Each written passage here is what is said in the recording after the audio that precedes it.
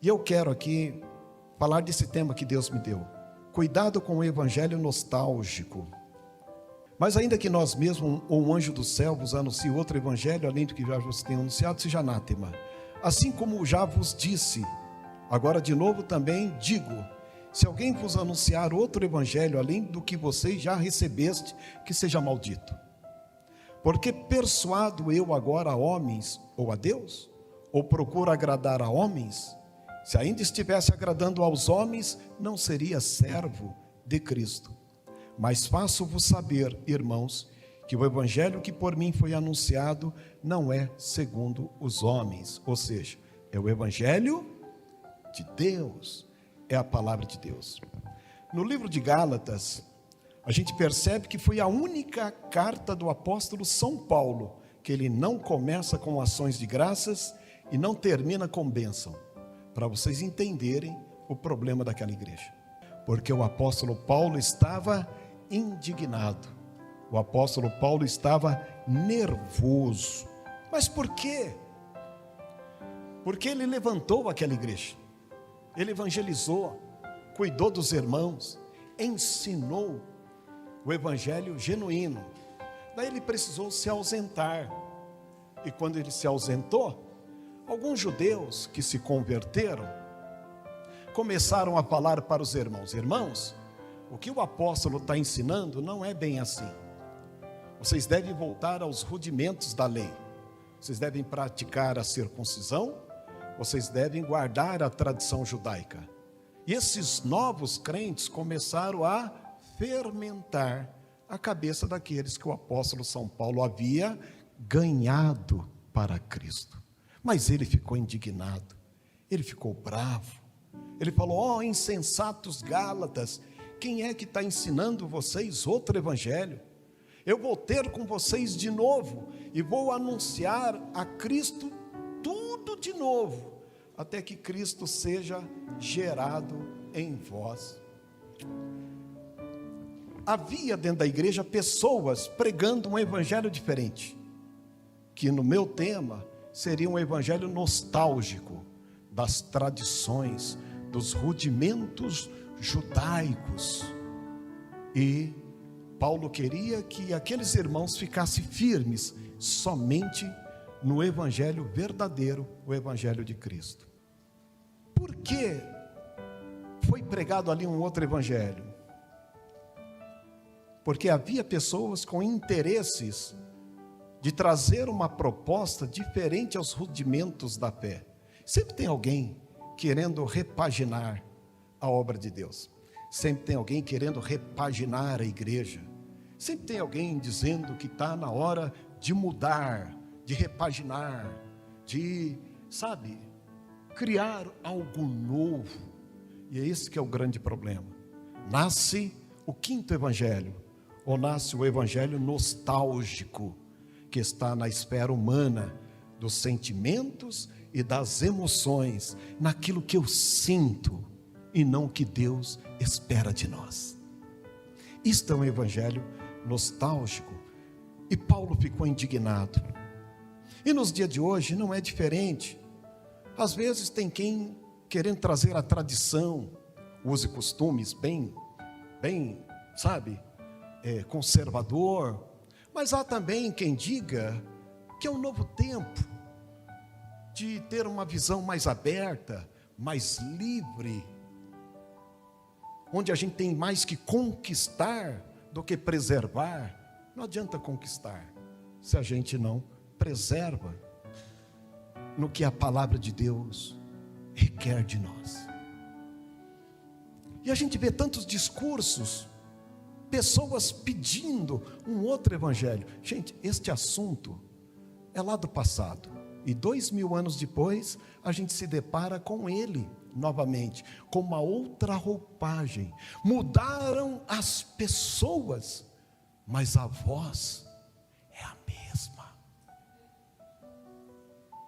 A voz é a mesma. E Paulo critica, indignado, o seu público. E nos dias de hoje a gente precisa repensar o que é evangelho. Evangelho é boas novas, ou boas notícias, mas quais? O tema central do cristianismo é Cristo, não é eu nem você. O homem não é o tema central é Cristo, somente Cristo.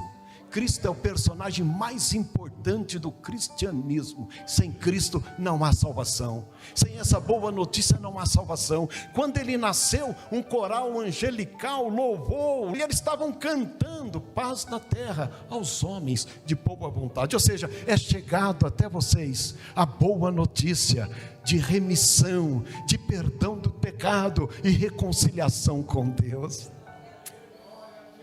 Este é o Evangelho. E nostalgia, o que é?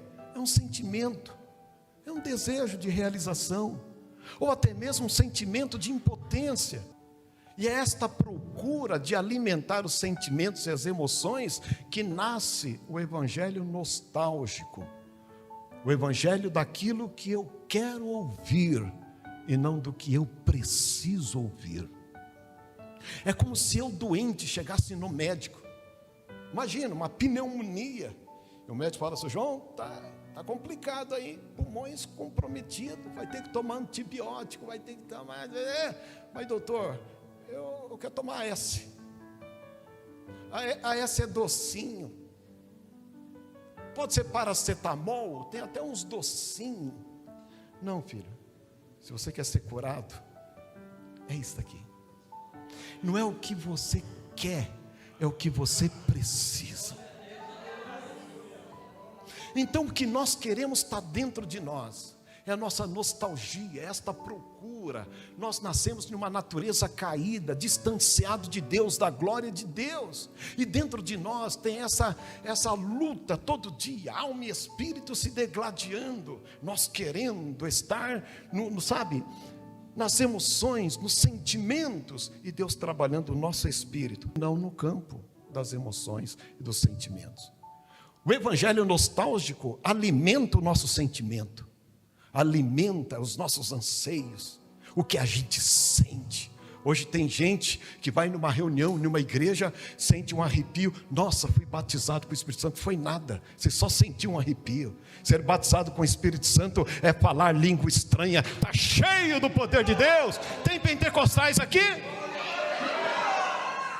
Não é sentir somente, é falar. É ser possuído pela glória de Deus. Eu senti, arrepiou um pelinho aqui. Eu estou, está não. Quem sabe foi o ar-condicionado.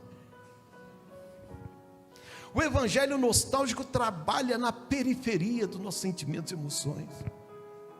Não trabalha na confrontação do nosso espírito.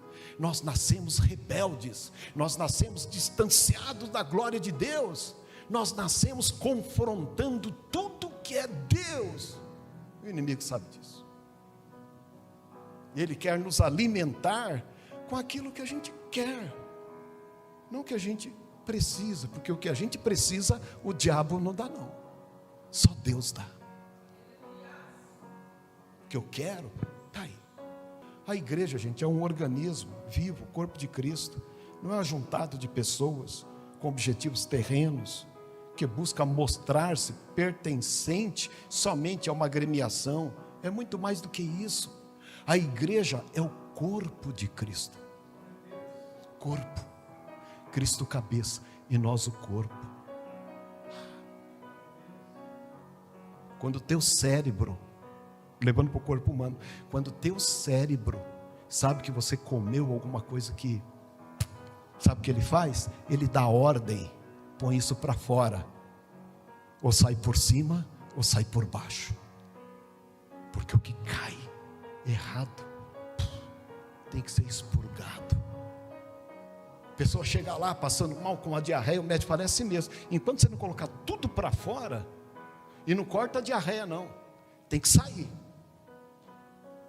Vai tomando aí, vai tomando água, isotônico, vai indo aí. A igreja é um organismo, e quando o cabeça diz que algo não caiu bem, ele vai expurgar. Ele expurga, vai para fora, porque a igreja ainda é o corpo de Cristo. E esse evangelho nostálgico não traz a boa notícia autêntica que nasceu na dor. Deixa eu falar uma coisa para você. Tem mais de 300 profecias na Bíblia falando do Cristo, que Ele viria, que Ele nasceria numa manjedoura, que Ele seria um homem de dor, que Ele seria perseguido, que Ele seria afrontado, que Ele seria cuspido, que pregos atravessariam suas mãos, seus pés, que Ele seria traído pelo um dos seus melhores amigos. A Bíblia diz nas profecias que os próprios da sua casa não creriam nele. A Bíblia diz que Ele seria moído por nós, que Ele morreria. Os profetas se levantaram no passado para dizer que Ele viria, morreria, sentiria então o amargor da vida, mas que Ele ressuscitaria. Nasce o evangelho na dor, não é nostálgico não, é dor. Quando Ele derramou o sangue dele, cada gota que caía ia purificando cada um de nós dos nossos pecados. Você não é purificado por purpurina, você não é purificado por jeito de ser igreja, você é purificado pelo sangue vertido que manou daquela cruz, do corpo dele, que percorreu toda aquela cruz. Isto é cristianismo que nasceu na dor. Ele foi moído por nós, nas suas pisaduras nós fomos sarados, nós fomos curados, nós fomos reconectados com Deus. Você poderia glorificar o Senhor agora? Isto é evangelho que nos confronta e fala: olha, você está aí na fé, você canta, você celebra, você dança, mas alguém sentiu dor para que você pudesse sentir isso. O que é o evangelho? Hoje nós vemos o evangelho de todo jeito, está aí espalhado pelo mundo inteiro, mas no final só tem uma porta para a pessoa passar, e a porta é estreita, e a única porta. Ele viria para resgatar o homem, dando ao homem novo nascimento, mudança de mente, faria das pessoas retas, justas, parecidas com Cristo. Mas aqueles que teriam dificuldade, Ele ainda estaria ali para ajudar, para consertar. E nem consertar, fazer de novo, porque a gente não tem nada que preste para Deus aproveitar, a não ser o novo nascimento em Cristo Jesus. Boas novas requer arrependimento. E depois João foi entregue à prisão, Marcos capítulo 2, verso 14. E veio Jesus para a Galiléia pregando o evangelho do reino de Deus, dizendo: o tempo está cumprido, o reino de Deus está próximo, arrependei-vos e crede no evangelho. Não é no nostálgico, crede no evangelho. Você sabe onde nasceu o cristianismo. Hoje nós procuramos jeito de ser crente, e o primeiro degrau do processo do novo nascimento chama arrependimento. Arrependimento. Gente, arrependimento está em extinção hoje. Você não acha a gente dizendo: olha, eu errei, tal. Ele prefere sair de igreja. Ele prefere procurar mecanismo para não confrontar a escada, que é o processo da salvação. Arrependimento, conversão, justificação, regeneração, santificação e, por último, depois de sermos adotados por Deus, a glorificação. Se você não estiver aqui nesta noite para ser salvo, você está no lugar errado. Você está aqui para ser salvo deste mundo jaz no maligno.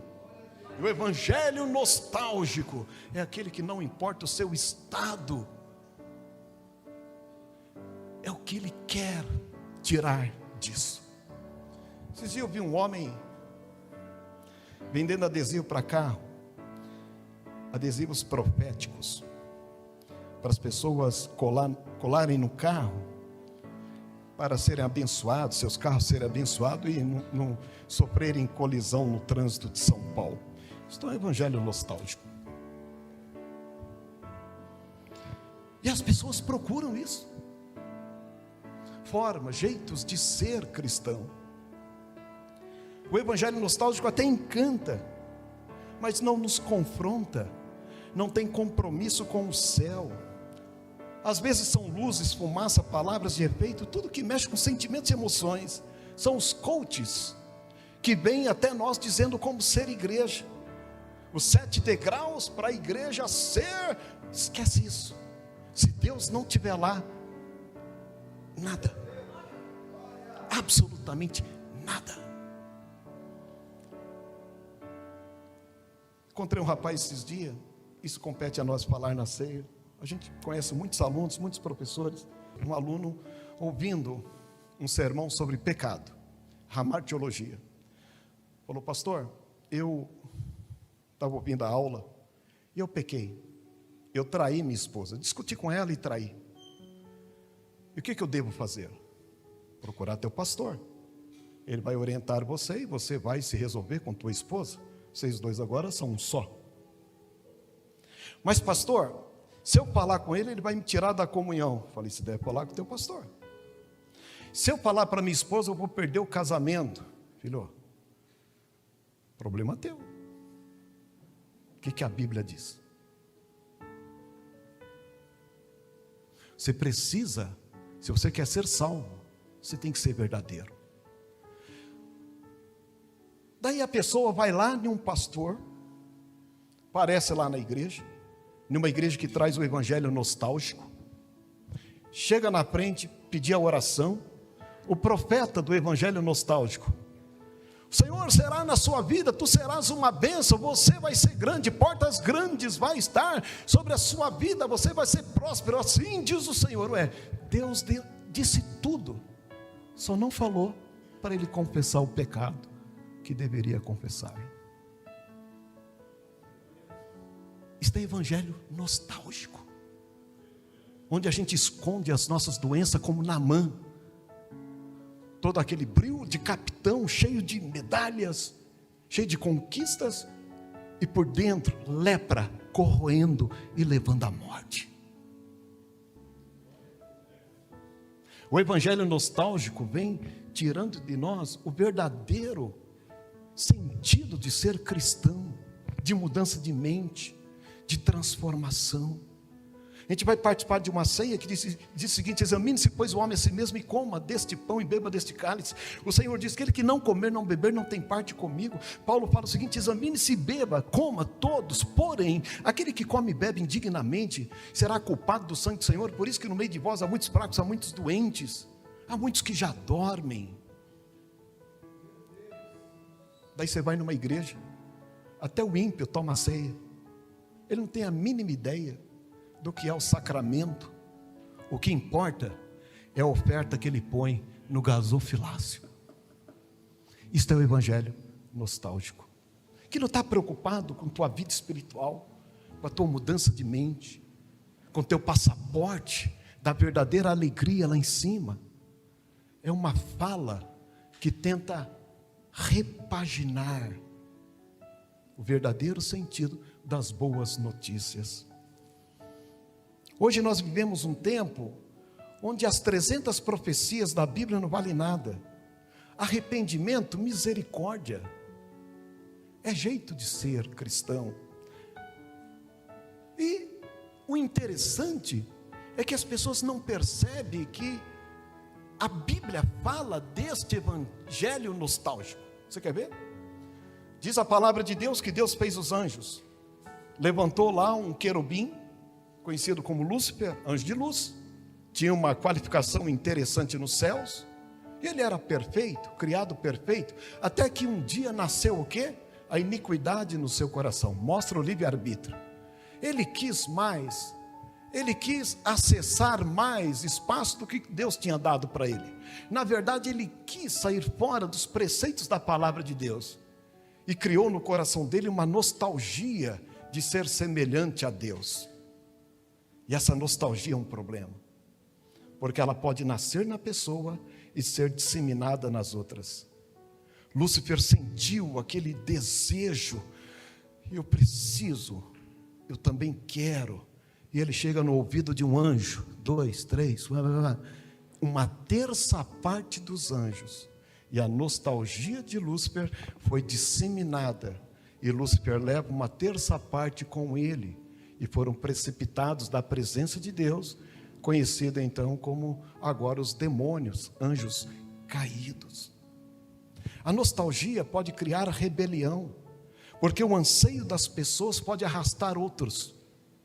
Pode levar uma nova proposta, um novo modelo de ser cristão, ou um novo modelo de ser igreja, um novo formato, uma nova liturgia, uma nova fala. Ah, meus irmãos,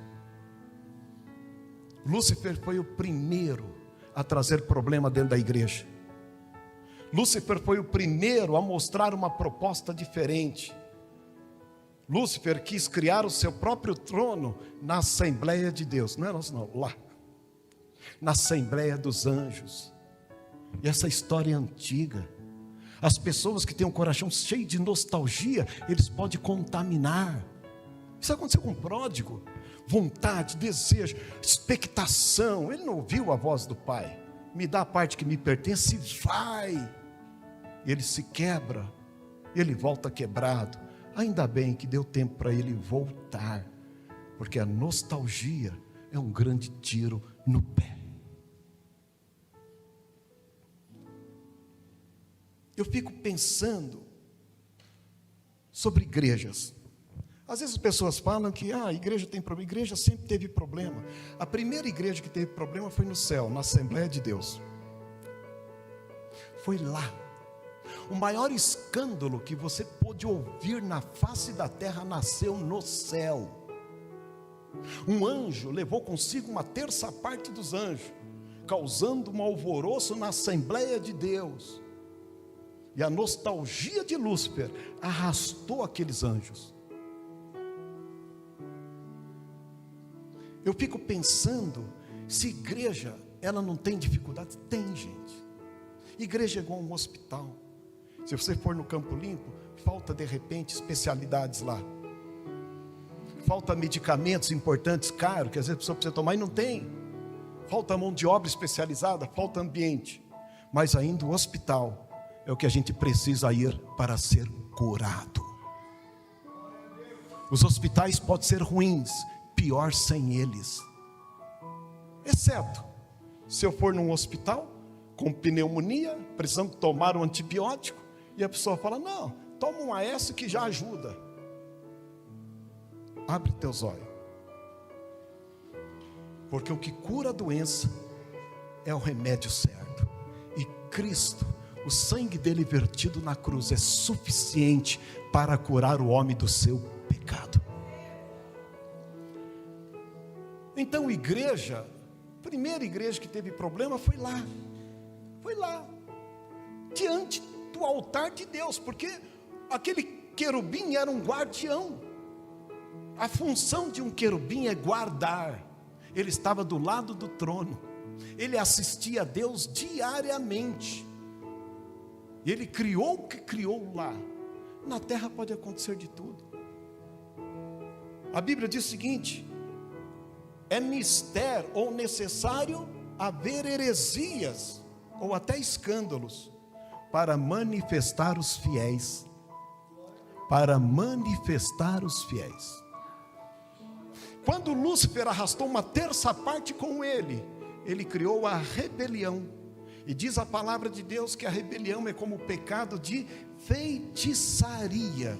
O que é um pecado de feitiçaria? É fazer uma obra contrária a Deus. E o que é então uma rebelião? É quando dois pensamentos, no mínimo, se juntam e vai tomando forma para montar um grupo, para ser contra a coletividade. Nasceu a rebelião e a feitiçaria foi instalada. O que nós vamos esperar disso? Eu já vi vários grupos, sou pastor há 30 anos. Eu já vi grupos se juntarem para sair de uma igreja. A nostalgia imperou. Daí você vai olhar, quem canta não canta mais, quem toca não toca mais, quem ensinava não ensina mais, quem congregava e era assíduo não é mais, porque nasceu a nostalgia, nasceu a rebelião. É como um pecado de feitiçaria. e as pessoas não conseguem ficar em pé. A igreja é um organismo vivo. O próprio Senhor Jesus fiscaliza a igreja. Você pode pôr aí, o JP, para mim? Eu vou encerrar aqui. Esta fala é para nós, para esta igreja hoje. A gente não precisa nem de pastores para fiscalizar a igreja, nem do presbitério, nem dos obreiros. A gente faz isso por missões, ou então por dons, ou por ministério, ou por questões estatutárias. Mas espiritualmente é o próprio Senhor Jesus que anda entre os 7 castiçais, e os pastores estão na palma da mão dele. Você não precisa dizer quem é o pastor, o que deixa de ser, o que é a igreja, o que ela deixa de ser. Deixa com o Senhor Jesus, que Ele cuida. Ele cuida. E Ele está passeando aqui nessa noite. Eu tenho na palma da minha mão as 7 estrelas, que são 7 pastores. Eu passeio entre os 7 castiçais, as 7 igrejas. Eu tenho a chave de Davi. O que fecha ninguém abre, e quando Ele abre ninguém fecha. Por quê? Porque o que Deus estabeleceu, nem as portas do inferno vai prevalecer contra a igreja. A igreja está alicerçada sobre a rocha, edificada sobre a rocha, e qualquer movimento nostálgico tem sobrevida marcada espiritualmente. Por isso há muitos que estão fracos, há muitos que dormem, e muitos que já morreram na fé. Ser igreja é com seriedade. Cuidado com o evangelho nostálgico. Cuidado com movimentos que não trazem absolutamente nada salutar de acordo com a palavra de Deus. Igreja não é clube, não é agremiação, não é associação. Igreja é o corpo de Cristo. É corpo. Você é membro do corpo de Cristo. Você está ligado no corpo de Cristo. Quando alguém fala mal de um membro, ele está prejudicando ele mesmo, porque ele está no corpo. Quando ele está no corpo, até uma unha encravada dói o corpo inteiro. Esta é a essência do evangelho, de ser cristão. Hoje eu me preocupo com as boas novas da nostalgia. Às vezes pessoas que não têm compromisso com Cristo, e a nostalgia dele é tão forte, que ele fica fermentando pessoas, ligando para pessoas, tentando tirá-las do centro da vontade de Deus. Gente, este filme a gente já assistiu, e a gente sabe o resultado final.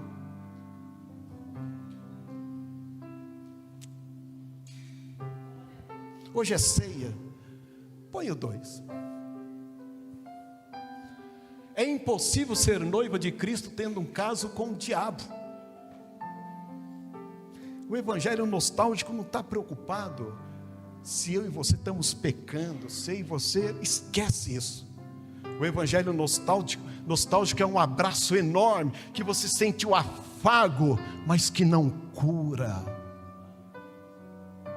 Às vezes o que cura é a dor da penicilina mesmo, é o que a gente precisa. Vai. Eu fico pensando, tantas pessoas tão perto do altar, e no final não alcançar a salvação.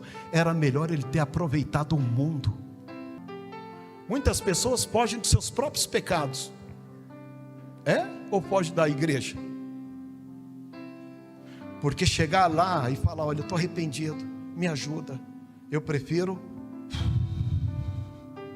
quando não, ainda culpa a igreja, do que se queixa o homem, seus próprios pecados e delitos. A igreja que vai impactar o mundo, não é que você está congregando, não é na Desesul nem outra. A igreja que vai impactar o mundo é a que você está sendo.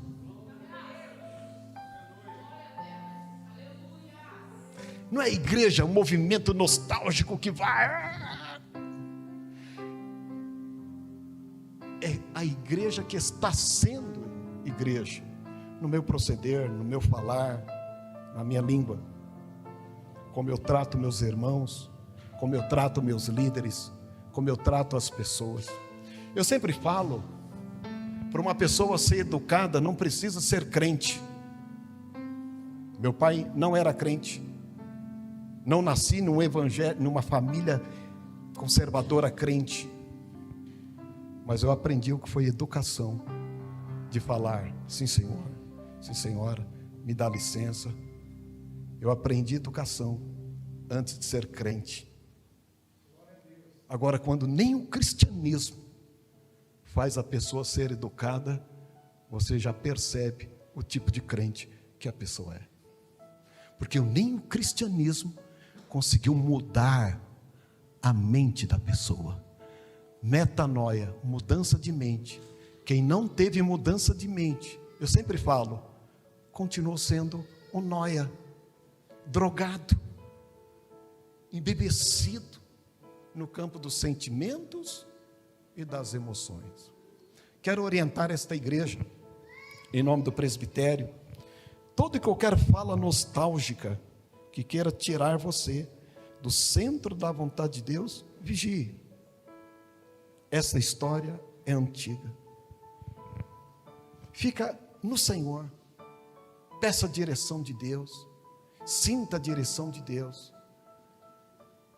Uma igreja saudável não é aquela que quer impactar o mundo com quantidade, com luzes, seja o que for, com uma liturgia excepcional. Uma igreja saudável é aquela que pede que os seus membros sejam Cristo neste mundo. Boas obras, respeito, ética. Hoje nós vamos participar da ceia. E é importante nós repensarmos o cristianismo. Cristo está passando aqui hoje em revista. E Ele sabe a nossa sinceridade. Melhor você doente aqui procurando a cura, do que um são saindo, procurando nostalgia. Vou repetir. Melhor você aqui doente procurando a cura, do que os sãos procurando nostalgia. É um novo tempo, porque Cristo logo vem. Maranata, ora vem Senhor Jesus. Todos que esperam a vinda do Senhor, se coloquem em pé agora. É um sermão para esta igreja, é um sermão para mim, para você. Hoje nós vivemos a internet, tem tanta gente destruindo a igreja. Gente, não dê ouvidos na internet, não dê ouvido, olhe para a Bíblia, olhe para Cristo. E procure servir o Senhor, com o evangelho de sempre. O Cristo é o mesmo. A porta que salva é ainda a mesma. E graças a Deus, porque Cristo passa em revista na igreja. E nós precisamos deixar Cristo fazer a parte dele. Não queira fazer a parte de Cristo, porque a gente não sabe lidar com estas coisas. Deixa Cristo fazer a parte que Ele sabe fazer muito bem. Ele cuida, Ele é o cabeça e nós o corpo. Quantos podem dizer amém?